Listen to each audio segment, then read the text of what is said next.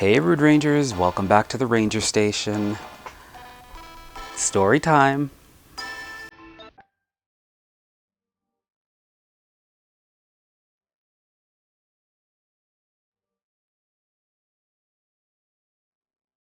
Hey Rude Rangers, it's time to hear about people with problems from far and near. For most of them there seems no hope. Some of these letters must be a joke. I must admit, at times I feel these letters we get, they can't be real. But take it from me, the letters are true, and I'm as shocked as most of you. I don't know why they're asking us, but help them out we surely must. So sit right down. Let's take a look at people with problems inside this book. Guys, I think it's time we help someone in need. Let's do it. Attention Rudy's room. Heaven help me is all I can say at this point. There's so much to this, but I'm gonna try to get to the point. I've been married for 30 years, and for at least 28 of them, my husband has cheated. Damn. Sorry. Ooh. Okay. Sometimes with 3 to 4 women at the same time. He has inappropriate conversations, sends nasty pictures. Hold on. I got to get situated for this one. It's better than I thought. Okay, hold on. I've been married for 30 years, and for at least 28 of them, my husband has cheated. Sometimes with 3 to 4 women at the same time. He has inappropriate conversations, sends nasty pictures, and meets them at motels outside of town. I always catch him, and whenever I do, he gets emotional, saying sorry and promises to change. Adding to the humiliation and pain is that I'm always coming face to face with his women whenever I go to church. It was never confirmed, but I suspect that one of the women may have even had his child. I never pursued the proof because I simply can't handle another heartache. I've made many attempts to leave our church, but my husband won't let me. He says church is where he's called to be, as God is actively working to deliver him and use his testimony to mentor other men about defeating the devil and conquering urges.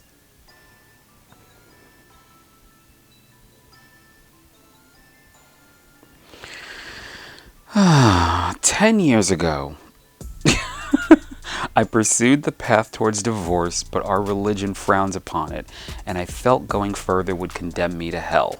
My husband swears he will stop, but he's said that to me so many times before with absolutely no changes. I don't want to hurt anymore and never recover from the affairs, because as soon as one ends, he starts a new one. I suggested counseling and he agreed, but says we can't start until his work schedule lightens, as he wants to give counseling and our marriage his full attention, with little to no distraction. I'm not sure if he genuinely believes God will heal him or says this as a way of putting me off. We have 2 sons, and I can already see one of them following in his father's example. He sees nothing wrong with dating multiple women at once without them being aware of it. 2 of them are actually the mothers to my grandchildren. My husband is a minister and... ooh, dun dun dun. Sorry. I just needed the dramatic effect. My husband is a minister and will not be happy that I've shared our struggle on television. What can I do to not only help him heal, but bring myself true peace of mind and a heart less heavy? Signed, this First Lady needs fixing fast. Ooh, yeah, you do need some help. Oh, your husband, the minister, is laying it low and spreading it wide and laying all kinds of hands across the congregation. That is a problem.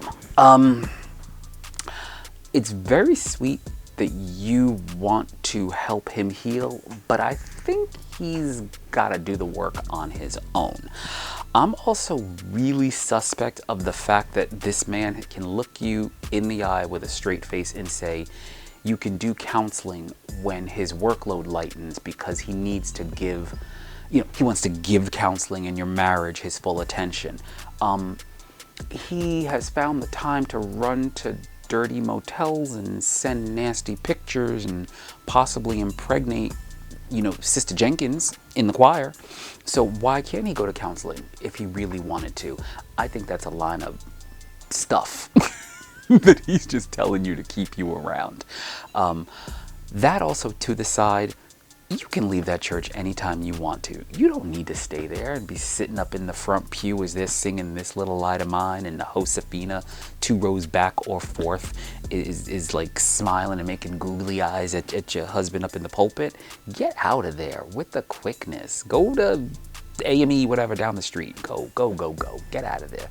That's an uncomfortable situation. It's an unnecessary situation. And for your husband to basically want to force you to stay there so you can continually see his tricks is really cruel and unusual punishment. I say you need to start living for you, because it sounds like you've been living for your husband, or at least what it is you hope your husband will do, or that you hope your husband will do right by you and stop doing everyone else. You need to focus on yourself.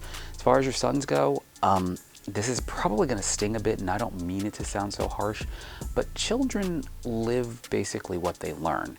So if your sons have seen you basically be a doormat to your husband and their father doing all kinds of stuff and ripping and romping all around town, and you tolerating it, then that's what they know. I think that if you start to set the example and show them that a true woman who knows her worth and value won't put up with this mess, I think that they will hopefully start straightening up and flying right. I really love that you wrote to me. I appreciate your reaching out. I'm going to pray that you find the strength to take care of yourself. And I hope those of you watching right now, if you have any advice for this poor First Lady that needs fixing, you will drop down in the comments section and give her some encouragement. What I'd also like you to do, can you email us at programming@ruderangers.com? You know, pray on the situation, obviously. And when God tells you to go, which I hope that he does, can you email us and let us know how the whole thing worked out for you? You also might want to check on that whole baby situation or potential baby situation, because Lord knows that's the easiest escape hatch if you wanted to pursue it. Because I mean, for 28 of your 30 years of marriage, he's been cheating, you didn't go anywhere. Usually a baby's a deal breaker. So I say confirm the kid if you feel like it, and use that as your exit. But to me, you don't even need to confirm the kid. I think just get out and do you. And last bit of advice, you know, what your husband won't do, another man will. You can find another one if you want to.